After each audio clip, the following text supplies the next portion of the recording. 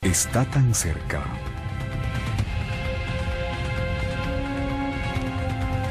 Durante miles de años, el hombre ha sentido consuelo en su presencia. Ha sido un faro para los viajeros nocturnos, un cronómetro para los granjeros, una brújula para los marineros en el mar. Para algunas culturas, incluso ha sido un dios. Es el único cuerpo cósmico que ha sido visitado por el ser humano, y hoy la NASA planea un asentamiento permanente allí. Pero ¿cómo fue que llegamos allí? ¿Cómo llegó a existir la Luna? La respuesta es más sorprendente y espectacular de lo que la mayoría de los residentes de la Tierra habían imaginado.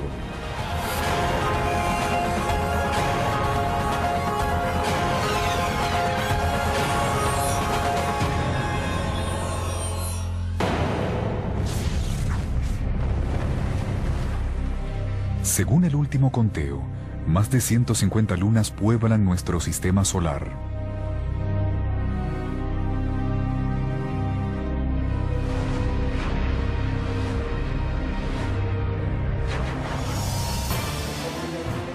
Neptuno posee 13 de ellas.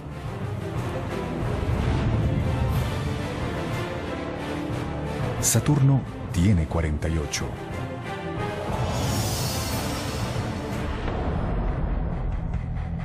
Y Júpiter tiene unas asombrosas 62.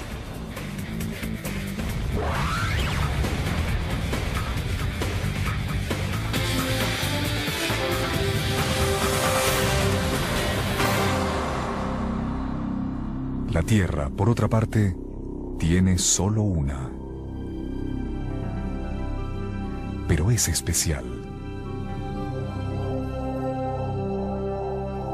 Nuestra luna, como la llamaron los romanos, es notable por su tamaño. No es en modo alguno la luna más grande del sistema solar. Hay varias más grandes. Una de las lunas de Saturno, Titán, por ejemplo, tiene el doble de su tamaño. Pero nuestra luna es la más grande en relación con su planeta anfitrión. Tiene un cuarto del tamaño de la Tierra. Comparada con esta, es realmente grande. Si miras por un telescopio a la Tierra desde las distancias, verás la Tierra y esa otra cosa grande. Si observas a Júpiter o cualquier otro planeta, verás el gran planeta y lunas minúsculas junto a él. Así que nuestra luna es mucho más grande y somos el único de los actuales 8 planetas con esa característica. Los tamaños relativos de los dos cuerpos son tan cercanos que algunos astrónomos llegan a referirse al sistema Tierra-Luna como un planeta doble.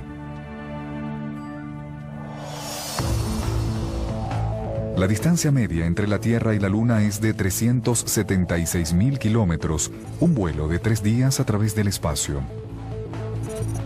El diámetro de la Luna es aproximadamente un cuarto del de la Tierra, con 3.476 kilómetros. Un solo día en la Luna es equivalente a 27,3 días en la Tierra. Esto se debe a que una cara de la Luna nos mira permanentemente. La Luna tiene una fase fija con nuestro planeta. Así que la Luna debe orbitar la Tierra completamente para poder realizar una rotación completa sobre su eje, como niños en el juego de la rueda, en el que siempre miran hacia adentro mientras se sujetan las manos y se mueven en un círculo.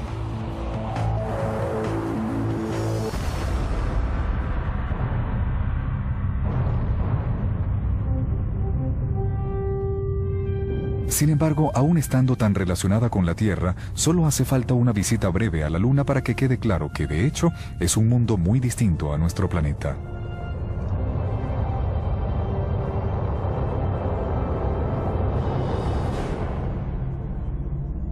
Y un lugar sumamente peligroso.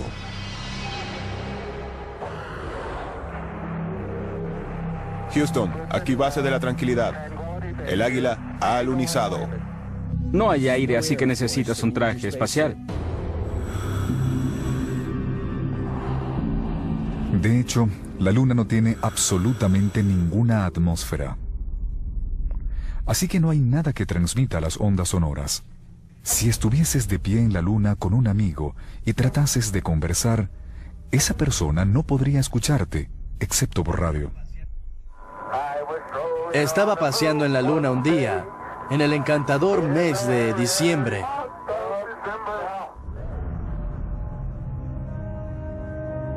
La falta de atmósfera también significa que no hay moléculas de aire para dispersar la luz del sol. Así que el cielo siempre es negro.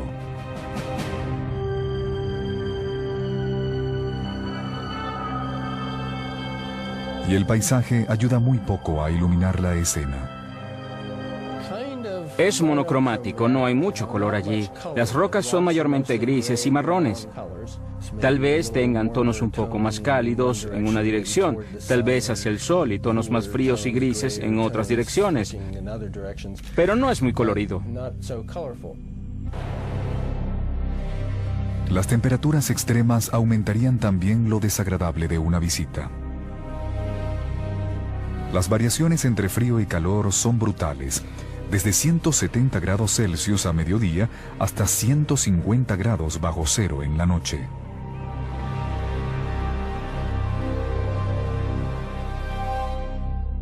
Incluso la débil gravedad de la Luna, solo un sexto de la de nuestro planeta, podría representar un peligro para un turista.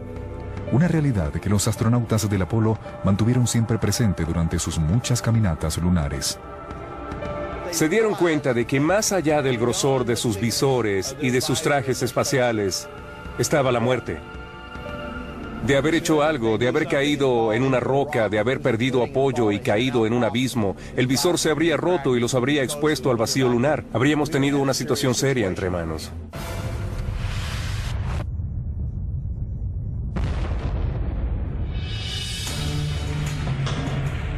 Pero aunque un traje espacial podría proteger a un turista lunar contra el vacío del espacio, la falta de oxígeno, las temperaturas extremas y las letales radiaciones solares, un potencial peligro contra el cual un traje espacial podría hacer poco para protegerlo, son los micrometeoritos de alta velocidad.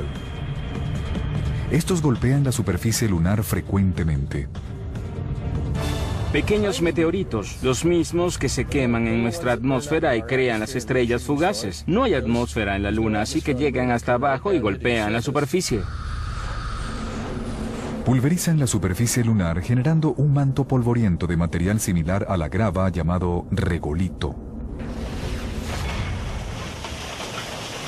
La doctora Amanda Hendricks estudia la Luna en el laboratorio de propulsión de jet de la NASA.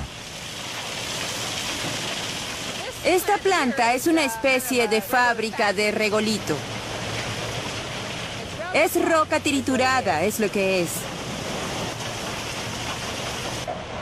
La escala de tiempo en este molino de grava es mucho más rápida.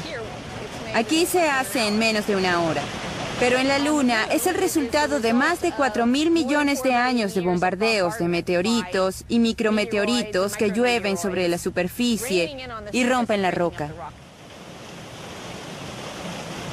Como el producto de este molino de grava, el regolito lunar se ha formado en una variedad de tamaños, desde rocas grandes hasta polvo fino.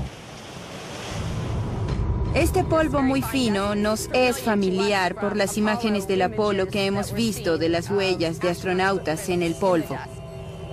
Es muy fino. De hecho, es tan fino que los astronautas tuvieron problemas porque se pegaba a sus trajes espaciales, se introducía en el equipo y causaba muchos problemas.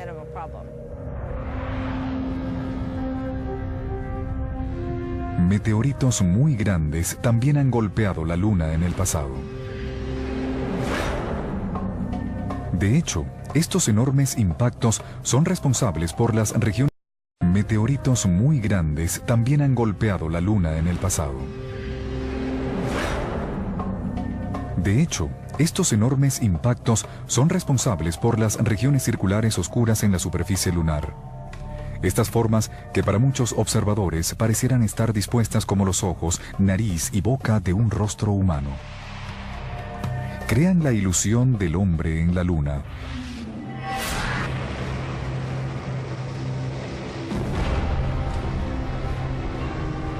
Crearon enormes cuencas en la superficie de la Luna. Algunas de ellas tienen más de 1000 kilómetros de diámetro. Lava oscura brotó finalmente a través de los puntos de impacto e inundó las cuencas.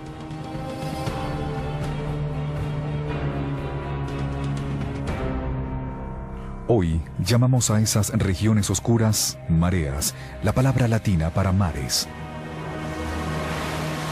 Esto se remonta al siglo XVII, cuando los observadores del Renacimiento miraron a la Luna.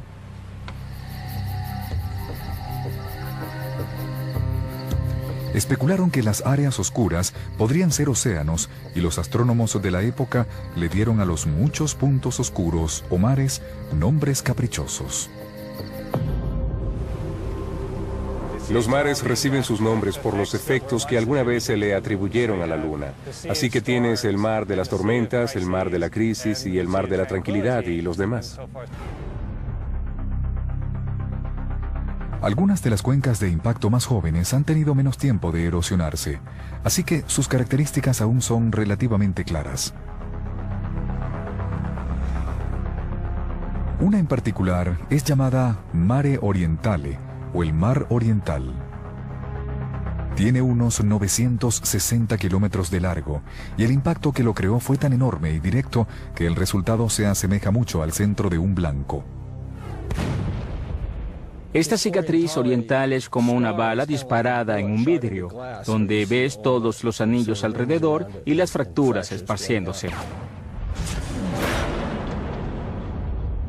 A menudo se dice que debe haber sido en la cara que mira directamente hacia la Tierra.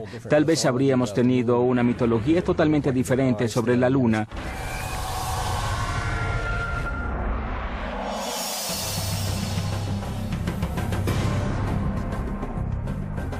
Tres anillos concéntricos de cordilleras montañosas rodean el Mare Orientale, y algunos de los picos se elevan varios miles de metros. Todos son producto del monstruoso impacto. Cuando vemos cordilleras montañosas en la Tierra, en su mayoría son causadas por el movimiento de los continentes que chocan mutuamente muy lentamente, colapsando y creando cordilleras montañosas que luego se erosionan creando las formas espectaculares que vemos, los cuernos, por la erosión del agua. En la Luna no existen movimientos tectónicos de placas continentales. La superficie es estática. Sin embargo, existen montañas en la Luna y la razón son esas grandes cuencas de impacto.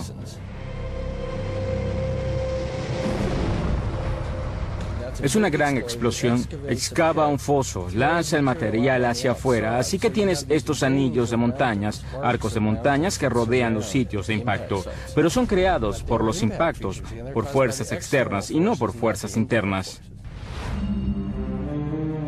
Otro notable cráter de impacto, mucho menor que el Mare Orientale, pero igual de espectacular, es Tycho.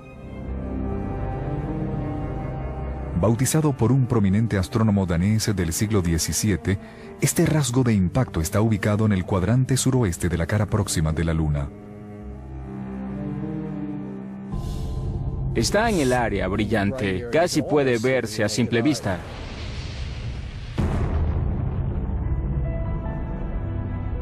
Y cuando ocurrió esa explosión, igual que con muchos otros cráteres, lanzó chorros de polvo brillante. Así que están esos rayos que salen de él, y es muy impactante. Los rayos de material polvoriento expulsado se extienden unos 1500 kilómetros desde el sitio del impacto en Tycho. Una montaña de escombros también se yergue desde el centro del cráter. Es el resultado del efecto culata del impacto del asteroide. Parte del material altamente comprimido en el centro del sitio del impacto fue impulsado hacia afuera, una vez que el cuerpo impactante rebotó o se desintegró.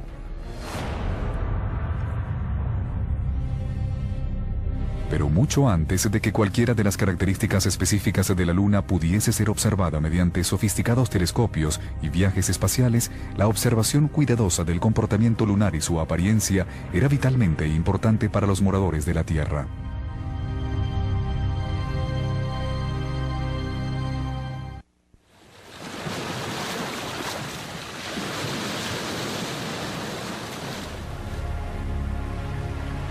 Al menos durante 15.000 años, el hombre ha reverenciado a la Luna como fuente de luz, como guía para la navegación, como referencia en sus actividades agrícolas.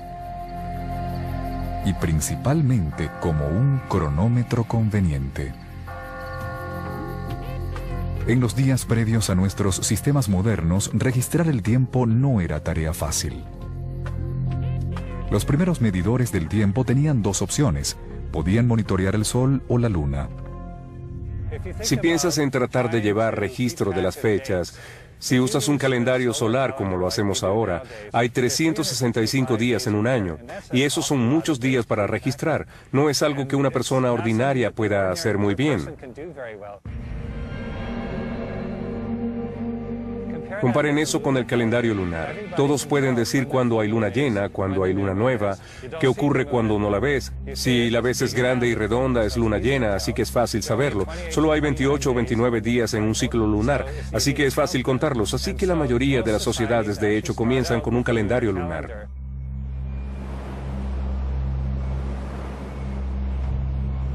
Los primeros observadores de la Luna también reconocieron que nuestra vecina planetaria tenía un efecto físico muy real sobre la propia Tierra. La Luna es responsable por el ascenso y descenso de nuestras mareas oceánicas. Si pensamos que la Luna es esta pelota de tenis y la Tierra este balón de fútbol, las mareas son causadas por la atracción gravitatoria de la Luna. Así que es obvio que la Luna atrae el agua de la Tierra hacia ella.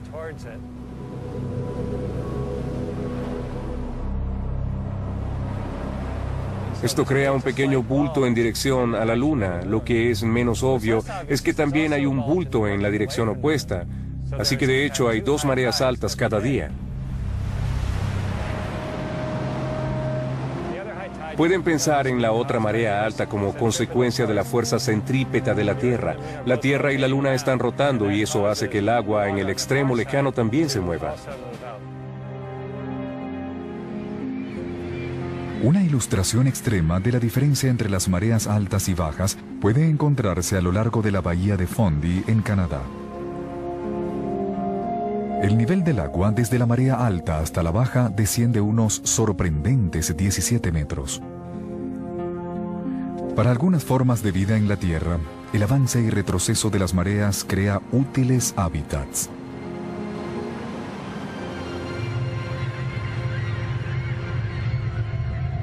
Pero otro de los efectos gravitatorios de la Luna sobre nuestro planeta es directamente responsable de nada menos que de la continua supervivencia de la propia vida terrestre. La Luna estabiliza el clima de la Tierra. El efecto gravitacional de la Luna mantiene constante el grado de inclinación del eje de rotación de la Tierra. Esta inclinación es lo que mantiene el ciclo repetible de estaciones mientras la Tierra orbita al Sol. Si no la tuviésemos, o si tuviésemos una luna mucho más pequeña, por ejemplo, podríamos probar matemáticamente que la inclinación de nuestro polo norte variaría muchísimo, con ese ángulo pasando, digamos, de 0 a 90 grados. Actualmente, que la inclinación de nuestro polo norte variaría muchísimo, con ese ángulo pasando, digamos, de 0 a 90 grados. Actualmente es de 23 grados y medio, y de hecho variaría caóticamente, así que la Luna ha jugado un rol importante en la estabilidad del eje de rotación de nuestro planeta y por lo tanto de nuestro clima.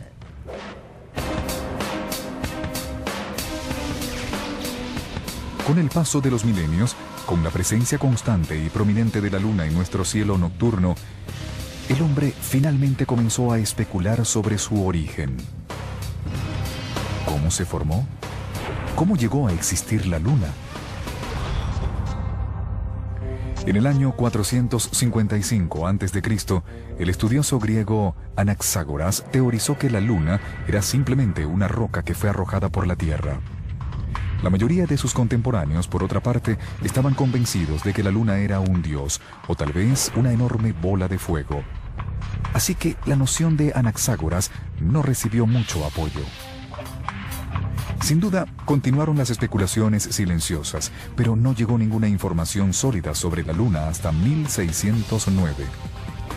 Cuando el astrónomo italiano Galileo Galilei apuntó uno de los primeros telescopios a la Luna y reconoció que estaba observando un paisaje, el terreno de otro mundo. Cuando observas a la Luna a través de un telescopio, luce completamente diferente a como luce a simple vista. En lugar de verse plana, como luce a simple vista, luce redonda. Y puedes ver las sombras, puedes ver todos los cráteres que no se ven a simple vista. Y de inmediato luce como un mundo. Salta hacia ti en 3 dimensiones. Galileo realizó dibujos detallados de la superficie del pequeño planeta y estableció de una vez por todas que la Luna es un mundo sólido, no un dios o una bola de fuego. Pero el revolucionario astrónomo nunca especuló públicamente sobre el origen de la Luna, principalmente porque sus intereses pronto pasaron a otros planetas. No fue sino hasta 1873 cuando la primera teoría con base científica sobre el origen de la Luna emergió públicamente. Fue el resultado de la mente de un talentoso astrónomo francés llamado Edward Roche. Roche defendía lo que se conoce como la teoría de coacreción, que básicamente dice que la Tierra y la Luna crecieron al mismo tiempo de los mismos materiales.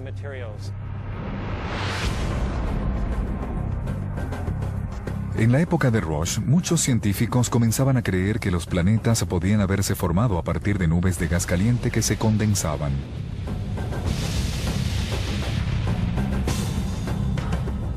Y gradualmente se contrajo y se enfrió. Y mientras se contraía, emitía anillos de gas. Así que tienes un anillo de gas aquí, uno aquí y así. Estos anillos de gas finalmente se unifican para formar planetas. Roche vio a la Tierra y a la Luna como un sistema solar en miniatura. Su idea era que la Tierra comenzó siendo una bola de gas y luego se enfrió y se contrajo y emitió un anillo de gas, el que a su vez se fusionó para formar la Luna.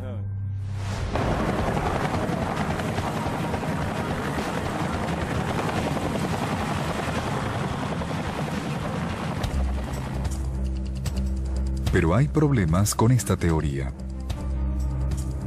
En primer lugar, nuestra Luna tiene un contenido de hierro mucho menor que el de la Tierra. Si los dos cuerpos se formaron de los mismos materiales, su composición básica debería ser la misma, pero no lo es. Esta y otras inconsistencias pronto llevaron a otros astrónomos hacia una búsqueda de nuevas ideas para explicar la existencia de la Luna.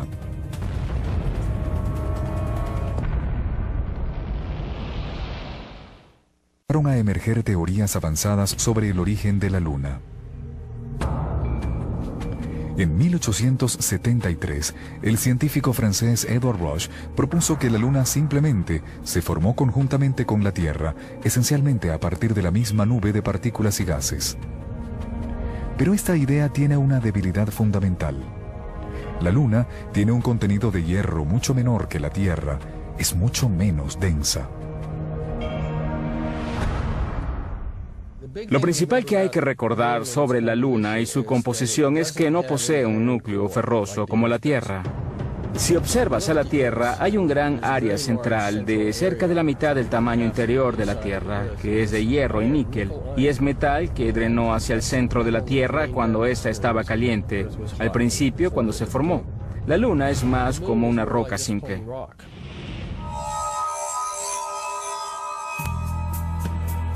Los científicos dedujeron inicialmente la masa de la Luna mediante la observación y los cálculos matemáticos. Si la Luna se hubiese formado del mismo material que formó la Tierra, el contenido de hierro debería ser similar. Era un hoyo en la teoría que Edward Roche no pudo explicar. Pero pronto otra idea siguió las huellas de la hipótesis de la coacreción. En 1878, George Darwin anunció su teoría de fisión del origen lunar.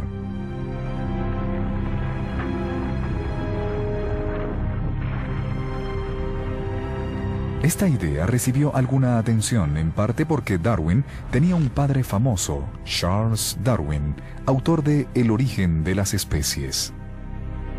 Pero en su momento, George Darwin salió de la sombra de su padre y fue conocido como el mayor experto en mareas de Inglaterra.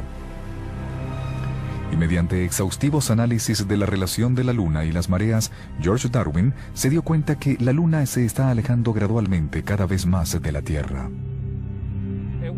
No se probó hasta 95 años después, cuando los astronautas alunizaron, cuando colocaron pequeños espejos en la Luna.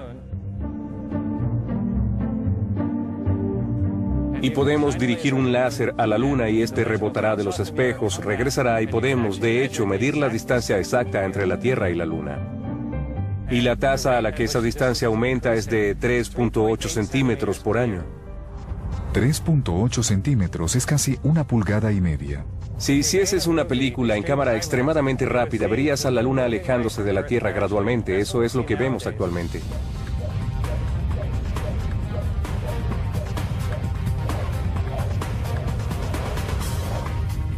Darwin comenzó a considerar qué ocurriría si se invirtiese el proceso, si corriésemos la película en reversa. Al regresar en el tiempo, la Luna se acerca y su órbita y la rotación de la Tierra se hacen cada vez más rápidas.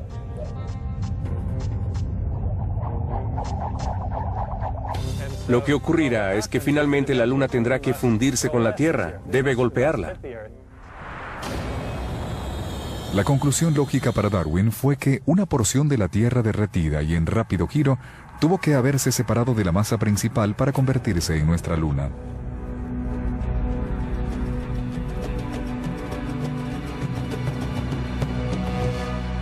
Inmediatamente comenzó a trabajar en los cálculos matemáticos para revertir la trayectoria de la Luna de regreso a la Tierra. Frustrantemente alcanzó un punto donde casi llegó a la Tierra y luego no pudo seguir adelantando. Las matemáticas no te permiten seguir adelante. Llegas a un punto donde la Luna está orbitando la Tierra a una velocidad de 5 o 6 revoluciones por día. Así que simplemente recorre rápidamente la Tierra y está a unos 8.000 kilómetros de ella. Aún así, las matemáticas no le permitieron a Darwin poner en contacto a los dos cuerpos cósmicos. La teoría de la fisión fue debatida por décadas, pero los científicos finalmente concluyeron que los movimientos relativos de la Tierra y la Luna no podían resultar de ella. La Tierra habría estado rotando demasiado rápido para explicar su tasa de rotación presente. La búsqueda de una explicación para la creación lunar continuó, y una nueva teoría pronto se originaría con un estado presente. La búsqueda de una explicación para la creación lunar continuó, y una nueva teoría pronto se originaría con un estadounidense. En 1909, Thomas Jefferson Jackson Z era un capitán de la Marina estadounidense apostado en Mare Island, cerca de San Francisco. Su trabajo oficial era mantener la hora estándar para la costa oeste de Estados Unidos. Pero sí, también era un dotado científico. Siendo joven, había estudiado astronomía. Fue uno de los primeros estadounidenses en recibir un doctorado en astronomía. Fue a Alemania y obtuvo un PhD en astronomía, lo que era casi desconocido entonces. Los Estados Unidos aún estaban retrasados científicamente en el siglo XIX. La estación de Z poseía un observatorio y el trabajo del capitán le daba mucho tiempo para teorizar. Había pasado tiempo analizando las hipótesis de la coacreción y de la fisión con respecto al origen de la Luna y no estaba convencido. Gradualmente, Thomas Z desarrolló una idea completamente diferente. Llegó a ser conocida como la teoría de la captura. Esencialmente, Z teorizó que la Luna se había formado, de hecho, en un lugar diferente del sistema solar que orbitaba al Sol, igual que los otros planetas, pero que en algún momento se había acercado a la Tierra y fue capturada por la gravedad de nuestro planeta. Su idea era que existía algo que llamó medio resistente en el espacio exterior, el cual ahora sabemos que no existe. Sí, nunca explicó adecuadamente qué se suponía que fuese este medio resistente, posiblemente partículas minúsculas de materia. Sin embargo, estaba seguro de que ya no existía. Su idea era que para que la Tierra capturase a la Luna, esta tendría que haber llegado de muy lejos y luego habría encontrado este medio resistente y habría disminuido su velocidad y fue gradualmente capturada en órbita. Tal vez no de una vez, quizá tomó tiempo, pero gradualmente sería capturada en la órbita de la Tierra. Es parecido a un saltador de bungee. Descienden, ascienden de nuevo.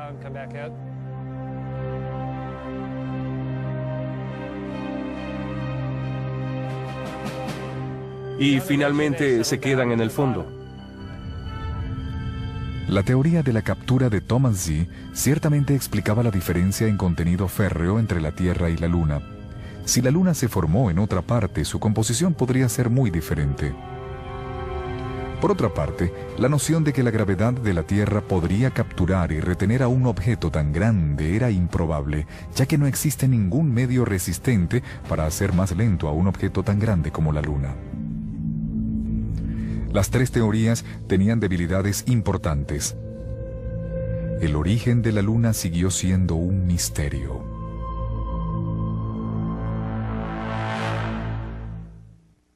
El 20 de julio de 1969, astronautas estadounidenses pisaron la superficie lunar por primera vez. Es un pequeño paso para el hombre, pero un salto gigantesco para la humanidad. Habían descendido su módulo lunar en la planicie de lava endurecida, conocida como Mar de la Tranquilidad. Y el piloto de la misión, Buzz Aldrin, describió la vista como una magnífica desolación. Hermosa vista. ¿No es genial? Es una vista magnífica aquí afuera. Los astronautas trajeron 22 kilogramos de rocas lunares y suelo polvoriento o regolito. Nuestra posición 1330, 16915. Los geólogos en el Centro Espacial Johnson, en Houston, esperaban ansiosamente su llegada.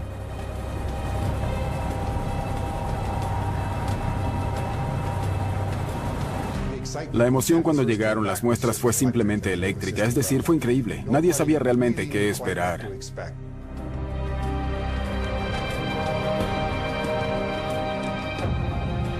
Y nos dimos cuenta de inmediato de que teníamos rocas basálticas, como podríamos ver en Hawái. De hecho, muy similares a las rocas que verías en Hawái. Los geólogos de la NASA estaban intrigados por encontrar no solo basaltos, sino rocas de otro tipo, rocas llamadas brechas. Las brechas se forman por el impacto de un asteroide. Si puedes imaginar un cuerpo grande golpeando la Luna, sería muy caótico. Lanzará escombros, estos saldrán volando de lo que terminará siendo un cráter cuando todo acabe, y puedes ver los muchos cráteres en la Luna. Los escombros eran arrojados y caían alrededor del cráter. Luego son compactados por el calor generado por el cráter y se convierten en rocas que lucen muy caóticas. Ves todo tipo de trozos de rocas de diferentes tamaños, diferentes formas, todos trozos de roca en el área del impacto del asteroide. No hemos visto algo como esto en la Tierra. Las rocas lunares de pronto comenzaron a contar una historia fascinante. Primero, las muestras de suelo y rocas contenían partículas que indicaban que la Luna debió estar cubierta por un profundo océano de lava después de formarse. Esta noción fue reforzada por el descubrimiento de que las rocas carecían significativamente de lo que los científicos llaman elementos volátiles. Los elementos volátiles son aquellos que se evaporan fácilmente y por lo tanto se pierden cuando se calienta una roca. Algunos ejemplos de elementos volátiles incluyen el agua o el potasio, por ejemplo. Si comparas las rocas terrestres con las rocas lunares, encuentras que las rocas lunares son extremadamente deshidratadas. Es como si hubiesen sido calentadas y perdieran todos sus elementos volátiles. Pero junto a estos contrastes extremos, las muestras lunares también revelaron al menos una similitud asombrosa entre la superficie lunar y las rocas y el suelo de la Tierra. Los isótopos de los elementos individuales, como el oxígeno en particular, existen en diferentes formas. La Luna tenía exactamente las mismas proporciones que la Tierra, pero todas las otras rocas que conocemos de otras partes del sistema solar, los meteoritos que caen desde el espacio, todas tienen proporciones de isótopos de oxígeno diferentes. Eso nos dice que el material de la Luna y el de la Tierra son muy similares. Al final, las muestras lunares han brindado gran cantidad de evidencia sólida con respecto a las características geológicas de la Luna. Pero los astrónomos que intentaban entender el origen de la Luna aún estaban frente a un acertijo.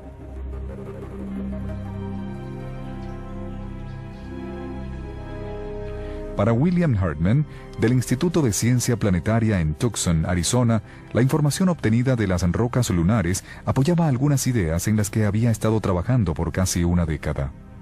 Ahora, un astrónomo distinguido y pintor de imágenes espaciales, a principios de los 60, Hartmann era un estudiante de posgrado en la Universidad de Arizona que participaba en un proyecto para cartografiar los cráteres de impacto de la Luna, desde las enormes cuencas o mares hasta los hoyuelos visibles más pequeños. Nos dimos cuenta durante este cartografiado en los 60 que las grandes cuencas son rasgos de impacto. Asteroides muy grandes golpearon la Luna y crearon enormes explosiones. Algunos de ellos tienen casi 1000 kilómetros de diámetro. ¿Qué tan grande debe ser un objeto para hacer eso? Alrededor de 160 kilómetros de diámetro. Teníamos objetos por allí en el sistema solar interno cuando la Tierra se estaba formando y chocaban contra los planetas. Para Hartmann, la noción de que asteroides de 160 kilómetros de ancho alguna vez impactaron los planetas creaba un par de preguntas. ¿Pudieron objetos del tamaño de planetas haber colisionado alguna vez? ¿Y pudo eso tener algo que ver con la formación de la Luna? ¿Pudieron objetos del tamaño de planetas haber colisionado alguna vez? ¿Y pudo eso tener algo que ver con la formación de la Luna? Para 1972, Hartmann y su colega astrónomo de Tucson, Don Davis, habían creado un programa de computador para ayudarlos a explorar estas ideas. El programa hacía un intento aproximado de simular el proceso de acreción en el temprano sistema solar. Los astrónomos deseaban ver si algún otro cuerpo planetario se había formado cerca de la Tierra que pudiese haber impactado contra ella. La idea era que si hubiese otro cuerpo allí y finalmente impactase contra la Tierra y lanzara todo este material cortical de la Tierra, así como también del propio objeto, tal vez la Luna podría haberse formado a partir de eso. Con certeza, la simulación mostró que un segundo planeta pudo haberse formado en la zona de acreción de la Tierra, uno con casi el tamaño de Marte. No era la Luna, porque se había formado de los mismos elementos que la Tierra y por tanto debía tener el mismo núcleo ferroso y la misma densidad de la Tierra. Y por supuesto, la Luna no los tiene. Esa fue evidencia suficiente para que Hartmann formulase una cuarta y nueva hipótesis. Llegó a ser conocida como la teoría del gran impacto.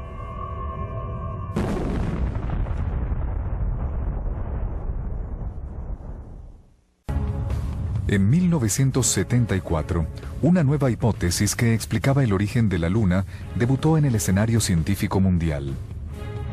Sus proponentes la llamaron teoría del gran impacto. La idea básica es que hace unos 4.500 millones de años la Tierra colisionó con un objeto de un tamaño aproximado al de Marte. Fue una colisión muy grande. Hizo que la Tierra comenzara a girar. Creemos que fue lo que nos dio nuestro día actual de 24 horas. Y esta colisión fue tan enorme que lanzó material en órbita alrededor de la Tierra, y es a partir de ese material que creemos que la Luna se formó más tarde.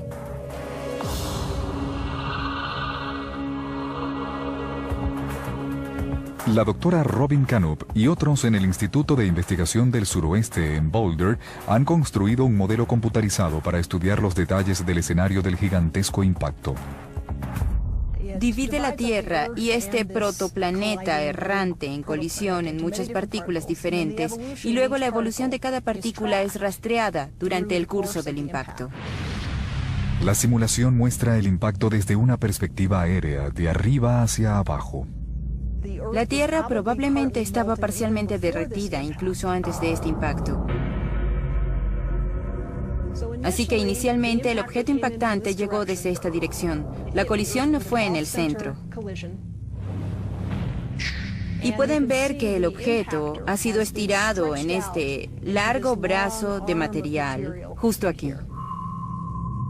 Los científicos creen que las capas superiores de la Tierra se derritieron completamente a continuación del impacto.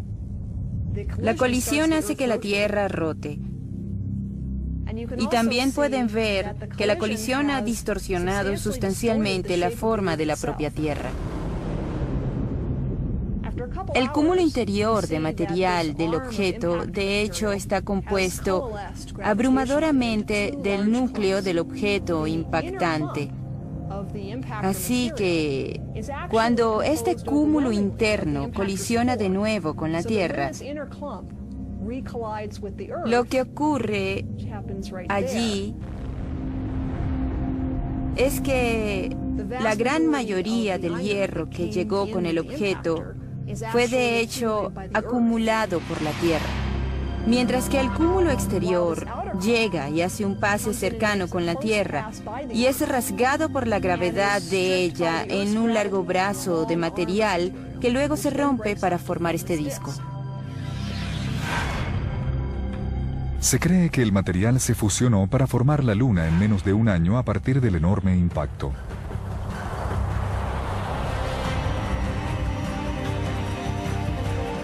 No hay señales de este impacto en la Tierra hoy porque en ese momento nuestro planeta solo había desarrollado cerca del 90% de su tamaño actual. El restante 10% se acumularía de impactos posteriores mucho más pequeños. También, la propia gravedad de la Tierra tuvo un efecto reformador. En un día después del impacto, la Tierra había reasumido una forma básicamente esférica y cualquier depresión que causó el impacto habría sido borrada. El creador de la teoría de impacto gigantesco, Bill Herman, presentó su hipótesis en una conferencia científica en 1974. Pero recibió poca atención por casi una década. El interés en la Luna decayó abruptamente al final de las misiones Apolo. Es hermoso. Muy hermoso. Es un paseo muy tranquilo. Finalmente, en una conferencia lunar en Hawái, en 1984, 12 años después del último viaje espacial, los principales astrónomos del mundo llegaron a un consenso. La teoría del gran impacto era la explicación más aceptable hasta la fecha para el origen de la Luna. Creo que aún hay quienes dicen, bien, aún no ha sido realmente probada, pero es lo que llamo la teoría por defecto. Si miras cualquier libro de texto sobre ciencia planetaria o geología, es la teoría aceptada y existen ciertas pequeñas discrepancias que aún deben explicarse, pero en general funciona.